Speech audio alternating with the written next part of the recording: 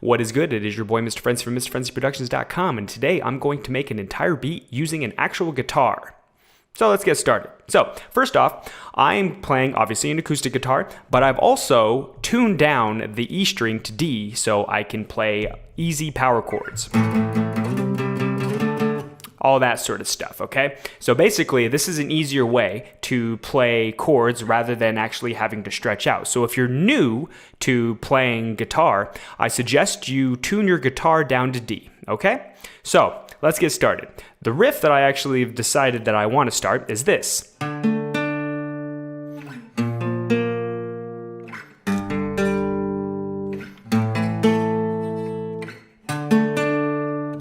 Okie dokie. So now let's record that and then add some other layers. Generally speaking, you want a 3-part layer loop to be able to make sure that the loop is full, and also it has variation. Okie dokie. So let's get started. I'm going to record this and then we're going to add a lead and then we're going to add some atmosphere to it as well. All right, let's do it.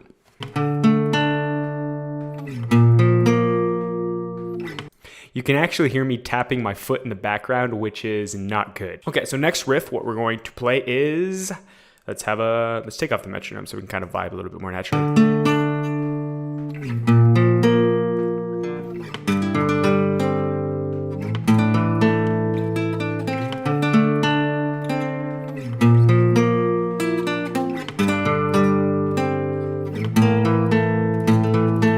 Okay, so basically I'm just gonna stick with the same string here, okay? I'm not gonna go up and down the neck or anything like that. I mean, I'm not gonna hit other strings, just so we can stick to the same 3 strings, okay? Make it a little bit easier on you if you're just starting out, okay?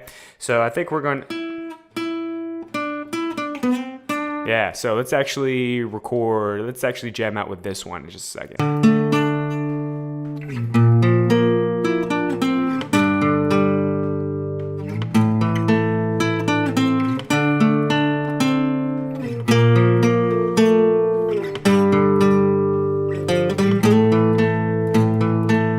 Okie dokie. Now, this next layer here is going to be more atmospheric. So what I'm going to do is I'm actually going to mute the lead to kind of feel this out right here, because I kind of want a like an inquisitive vibe, okay? So this is a very atmospheric type of guitar, and also we're just going to stay on the same string that we were using when we did the lead, okay?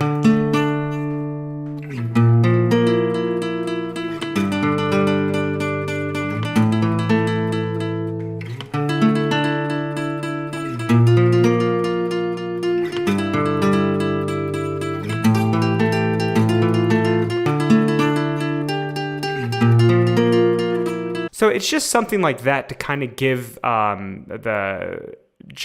little bit more atmosphere and a little bit more color and a little bit more bounce to this this guitar beat. Okay, so let's record that. Okay, let's have a listen.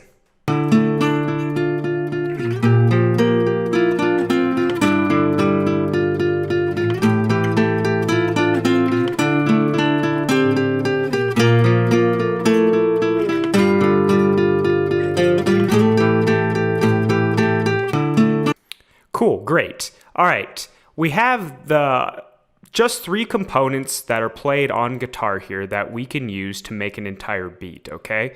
So obviously we're not going to actually have all 3 layers playing at the same time, okay? I'm going to show you what I mean in just a second when it comes to structuring.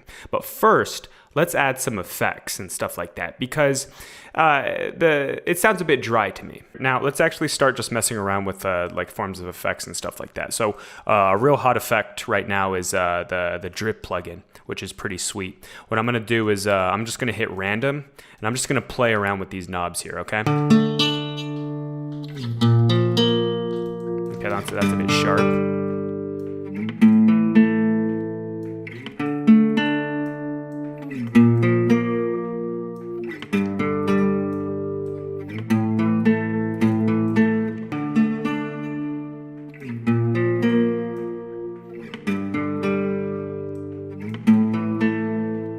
Let's add some RC20.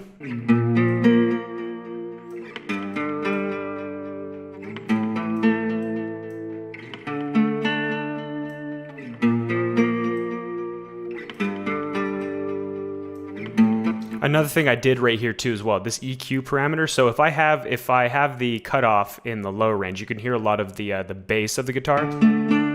And I don't like that. That actually sounds really muddy to me. So what I'm gonna do is I'm gonna cut that out, okay? Because that's where I want a lot of my 808 to be, okay?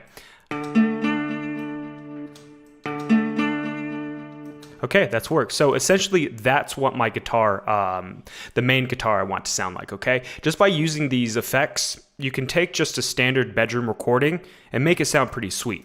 Next up what I'm gonna do is I'm actually gonna add some EQ as well. Just to kind of make sure that to take out like the lows and the highs and stuff that we don't need, okay?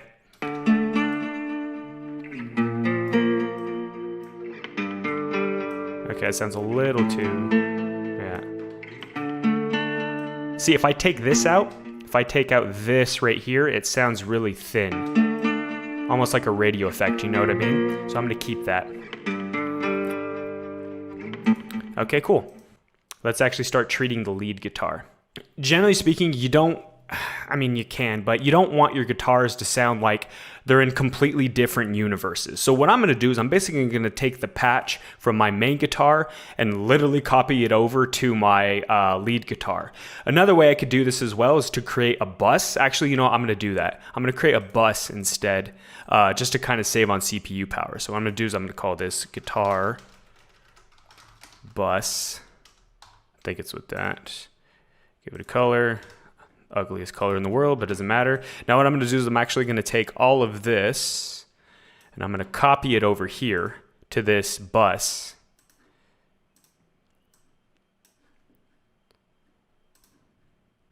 And now for the final thing, want to make sure that you take the routing off from the track to the master and you want to route it over to the bus because this bus is actually going straight to the master. So the signal is going over here, which is going all the way to the master. Okie dokie.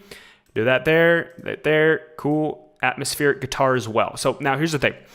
I'm just kind of hoping that it all sounds good. It might not. So we'll have to see. Let's play it all together. Well, I'm liking what I'm hearing so far.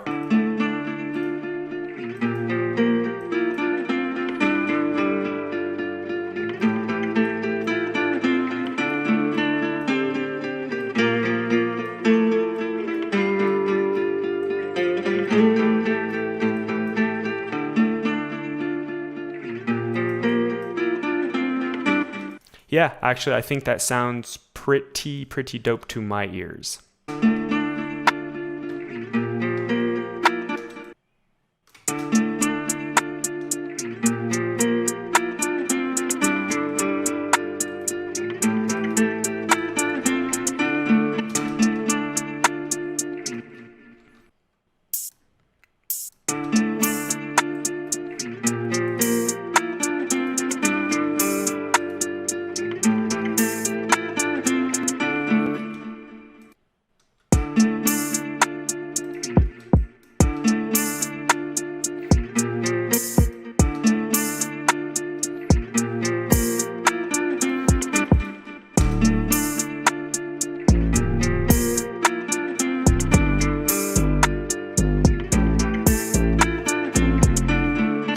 Okay, so we basically have all the main components of our drums here. So all we want to do now, before we start structuring, obviously, is to make the drums all individual tracks so we can easily place them on the playlist, okay?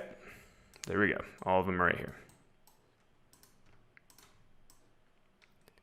And done so, here it is. So we got my main guitar, we got my lead guitar, and I have all my drums here. Drums are, I've coded into green, bright green. I usually color in red, but I already took that with here.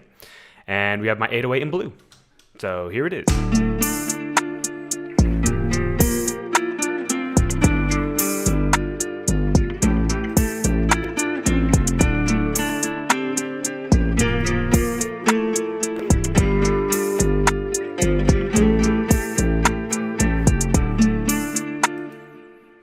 Yeah, and I am digging that. In part 2, I'm going to load this into the mixer, mix all of the drums together. I'm also going to structure it out so the beat has a structure for an artist and stuff like that. and make it into an actual real beat. All right, this is Mr. Frenzy from MrFrenzyProductions.com, and thank you so much for watching this. If you learned anything, please like, comment, subscribe, and I will see you in part 2.